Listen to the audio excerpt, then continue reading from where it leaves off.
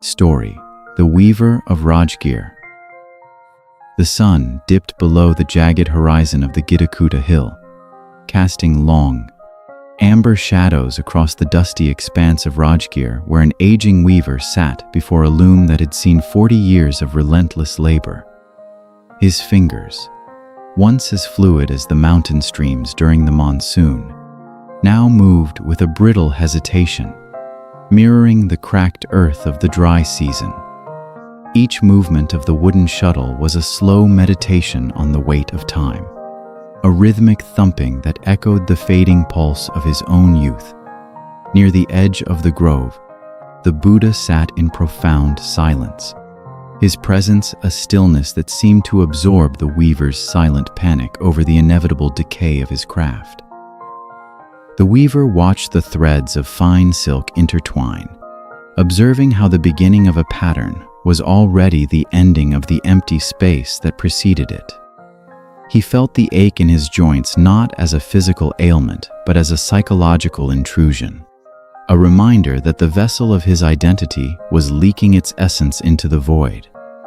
The mind of the weaver was a frantic bird trapped in a cage of bone, searching for a permanent thread in a tapestry defined by its own eventual fraying.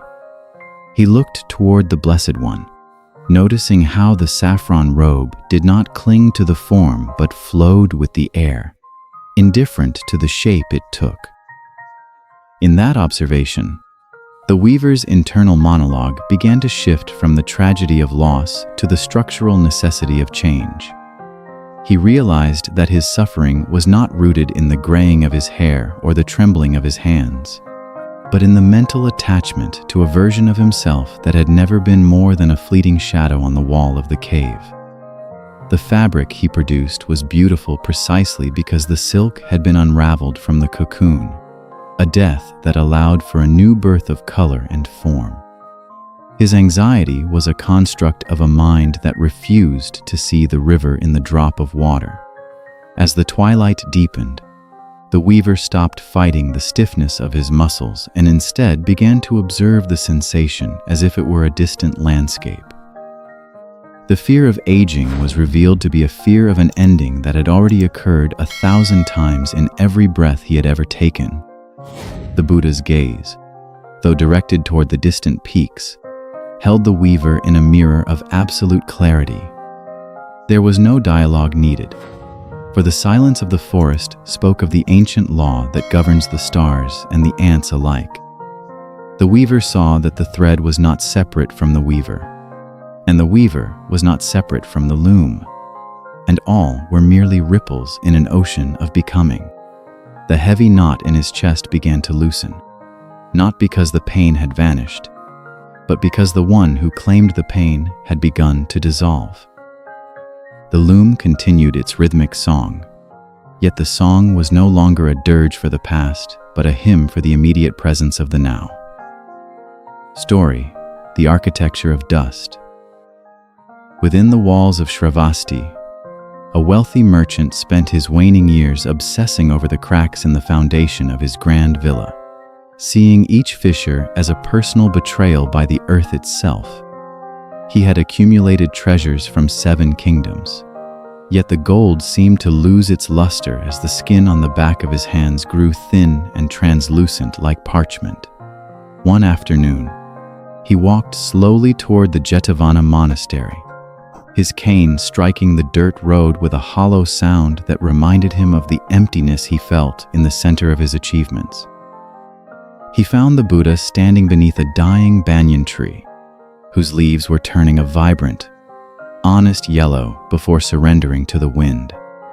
The merchant watched a single leaf spiral downward, noting how the tree did not reach out to catch it, nor did the leaf scream as it left the branch. This lack of resistance struck the merchant as a profound form of intelligence that his own mind lacked. His internal landscape was a fortress under siege, guarded by the centuries of memory and the generals of desire, all attempting to hold back the tide of time with nothing but the sand of ego. He looked at the Buddha and saw a man who had moved beyond the perception of gain and loss, standing as a pillar of awareness amidst the swirling debris of the material world. The merchant's mind began to deconstruct the concept of his own body, realizing it was merely a temporary gathering of elements borrowed from the world and destined to be returned. The anxiety of aging was the friction created by trying to freeze a waterfall. He understood that his villa was not a refuge, but a burden, a physical manifestation of his refusal to flow with the natural order of decay. The Buddha remained as still as a statue carved from the very essence of peace, showing that the only thing that could not be taken away by time was the awareness that observed time. The merchant felt the heavy armor of his social standing and his historical self beginning to crumble. He saw that the beauty of the banyan tree was inseparable from its mortality, and that the cracks in his villa were the windows through which the truth of impermanence was trying to speak to him. He stopped trying to calculate his remaining days and instead sank into the vastness of the current moment, where the concept of age has no meaning. The world was not breaking down. It was merely moving into its next state of being. The merchant's breath slowed, aligning with the rustle of the leaves and the distant call of a crane. He realized that the self he was so desperate to protect was the very thing causing his terror. By letting go of the phantom of the permanent self, he found a freedom that no treasure could buy and no age could wither. The dust of the road no longer felt like a sign of death, but like the building blocks of 1,000 future suns. Story: the mirror of the forest pond. In the dense, emerald heart of the Kosala forest, a woman who had once been the celebrated dancer of a royal court lived in a small bamboo hut, her days spent in a quiet struggle with the ghost of her former grace. Each morning, she walked to a secluded pond whose surface was as still as a sheet of polished silver, a natural mirror that held the truth of her aging with a cold, unblinking clarity. She watched the fine lines around her eyes multiply like the ripples from a fallen pebble, seeing them not as signs of wisdom, but as the slow erosion of the only power she had ever known. Her mind was a whirlwind of frantic comparisons, constantly measuring the heaviness of her current step against the weightless leaps of her youth in the great halls of Shravasti. The Buddha sat nearby under the sprawling canopy of a sal tree, his presence suggesting a depth of peace that seemed to exist entirely outside the reach of the seasons. The dancer observed how the water did not complain when a dry twig disturbed its perfection, nor did the pond attempt to hold onto the image of the clouds passing above. This fluid indifference began to penetrate her consciousness, revealing the structural instability of her own self-image. She realized that her misery was a psychological architecture built on the false premise of a permanent vestige, a desperate attempt to crystallize a moment in a world defined by its refusal to stand still. Her internal monologue, which for years had been a mournful lament for lost beauty, started to dismantle itself as she watched the decay of the forest floor becoming the nourishment for the vibrant orchids. The pain of her aging was the friction between her static memory and the dynamic reality of her cells. As she sat in the stillness shared with the Blessed One, the boundaries of her identity began to soften, blurring into the movement of the wind and the slow pulse of the earth. She saw that the dancer had always been a sequence of flickering shadows, a temporary arrangement of causes and conditions that was now merely rearranging itself into a new form of existence. The anxiety that had gripped her heart for a decade began to evaporate like the morning mist, replaced by a solemn and profound appreciation for the elegance of the void. She was no longer a person losing her youth, but the very process of transformation itself, vast and unburdened by the need for a destination. The pond remained, reflecting everything and clinging to nothing, a perfect metaphor for a mind that has finally found its home in the heart of change. Story: the sculptor of the Great Wall. high in the rugged foothills of the Himalayas. An old stonemason labored on a massive wall commissioned by a forgotten king to keep the northern winds at bay. For 30 years, he had carved heavy blocks of granite, his body becoming as knotted and gnarled as the roots of the ancient pines that clung to the cliffs. His mind was a heavy fortress of duty and pride, convinced that the endurance of his work was the only measure of his worth in a world of fleeting moments. One afternoon, a group of monks led by the Buddha passed along the narrow mountain trail, their robes a splash of saffron against the gray stone. The mason watched them, feeling a surge of resentment for their apparent lack of permanence, their wandering lives seeming like an insult to the solidity of his wall.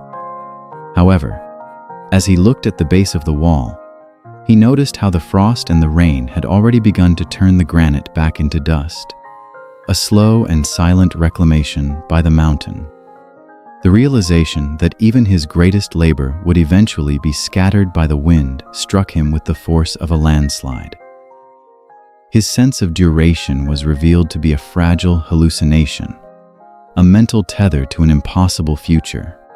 He looked at the Buddha, who stood watching the clouds gather around the distant peaks with a gaze that suggested he was not observing the world from the outside, but was the awareness within which the world arose and vanished.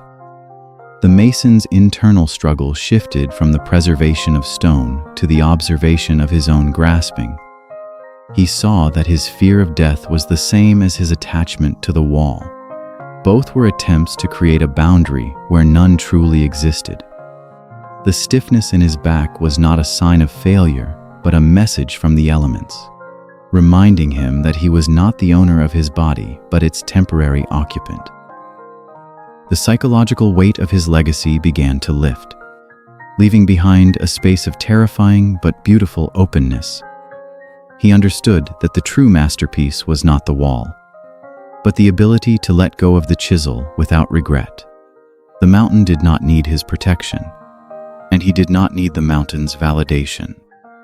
In the presence of the Blessed One, the mason began to see the wall as a bridge rather than a barrier, a temporary meeting point of human intent and natural law.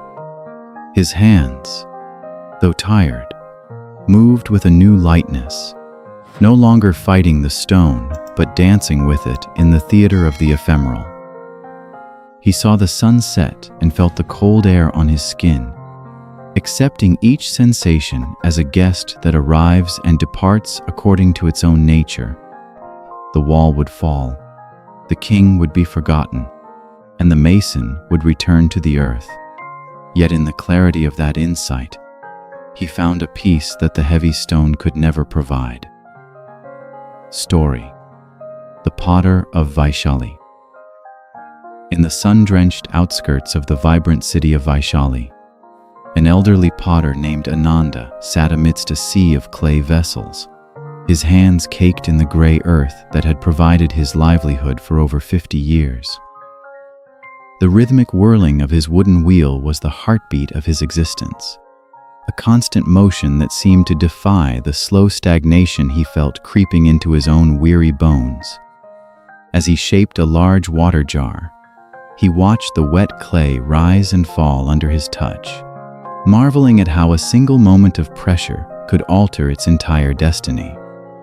His mind was a labyrinth of memories, each one a fired pot stored in the dusty shelves of his consciousness. Yet he found that the older the memory, the more brittle it became, prone to cracking at the slightest touch of current reality. The Buddha stood at the edge of the workshop, his presence as silent and pervasive as the scent of rain on parched soil, observing the potter's internal struggle with the inevitable decay of his physical strength. Ananda looked at his reflection in a pool of slurry and saw a stranger whose skin was etched with the cartography of time, a map leading toward an end he was not yet ready to reach. He realized that his anxiety was not caused by the aging of the clay, for he knew that clay must eventually return to the earth. but by his own psychological attempt to carve a permanent identity into a material that was inherently fluid. The potter's internal monologue began to dissect the nature of the self that he was so desperate to preserve, seeing it not as a solid entity, but as a collection of transient states, much like the different stages of the pot from mud to fire. He saw that the beauty of the vessel lay not in its ability to last forever, but in its usefulness in the immediate moment of quenching a traveler's thirst. The fear of his own dissolution was revealed to be a misunderstanding of the fabrication that he called his life, a story he had been telling himself to ignore the truth of the spinning wheel. As the afternoon shadows lengthened, the potter stopped trying to control the clay with the force of his will and began to follow the natural inclination of the earth itself. His hands moved with a renewed grace, accepting the tremors as part of the texture of the work rather than as flaws to be hidden. The Buddha's silence was a profound teaching, a mirror reflecting the truth that there is no potter separate from the clay, only the act of potting occurring in a timeless present. Ananda felt the heavy burden of his history beginning to dissolve into the cool evening air, replaced by a sense of vast, unconditioned space. He understood that to age was simply to participate in the grand exhaling of the universe, a movement from the narrow confines of the form to the boundless freedom of the formless. The finished jar stood on the ground, a testament to a craft that was now practiced by no one for no one, a pure expression of the void manifesting as a container for water. The anxiety of the years vanished like smoke in the wind, leaving only the quiet sound of the wheel coming to a gentle, natural rest. Story: The King of Magadha. Deep within the opulent halls of the palace in Rajgir, King Bimbisara sat upon a throne of carved ivory and gold, his gaze fixed on the intricate patterns of the marble floor as he contemplated the slow betrayal of his own body. Despite the vastness of his kingdom and the thousands of soldiers at his command, he felt powerless against the invisible march of time that was steadily eroding the foundations of his authority. His mind was a battlefield where the memories of his conquests clashed with the reality of his failing sight and the stiffness that gripped his limbs every morning. He visited the bamboo grove where the Buddha resided, hoping to find a secret elixir to halt the decay. Yet he found only the Blessed One sitting in the shade of a simple tree, looking as content as if the entire universe were his footstool. The king watched a group of ants carrying a dead beetle across the dirt, noting how the cycle of life and death continued with an indifference that mocked his royal titles. This observation forced him to confront the structural emptiness of his own sovereignty, realizing that he had spent his entire life ruling over shadows and dust while neglecting the internal kingdom of his own awareness. His internal monologue was a frantic attempt to reassert control, a desperate clinging to the image of the young warrior king who had first united the tribes of the valley. However, the Buddha's presence acted as a catalyst for a deep psychological deconstruction, Maharaj, stripping away the layers of status and ego until only the raw pulse of being remained. The king realized that his anxiety about aging was actually an anxiety about the loss of the I that had claimed ownership over the throne, the palace, and even the breath in his lungs. He began to see his body not as a personal possession, but as a biological process that was part of the greater ecosystem of the earth, no more or less significant than the falling leaves or the rising tide. The fear of being replaced by his son or forgotten by history started to lose its sting as he recognized that the observer within him was never born and therefore could never grow old. The transition from a ruler of land to a master of the self was a silent revolution that occurred within the stillness of the grove. He understood that impermanence was not a thief that stole his life, but the very condition that allowed for the richness and variety of experience to exist at all. Without the ending of the old, there could be no space for the new, and his aging was merely the clearing of the path for the next generation of life. The king's breath became slow and deep, harmonizing with the natural rhythms of the forest and the distant sound of the monastery bells. He saw that the true crown was not made of gold, but of the clarity that remains when all attachments have been discarded. In the presence of the Tathagata, Bimbisara found a peace that surpassed all understanding, a freedom that came from finally surrendering to the flow of the river rather than trying to dam it with his bare hands. The palace and the throne remained, yet the one who occupied them was no longer a frightened old man, but a silent witness to the magnificent dance of the infinite.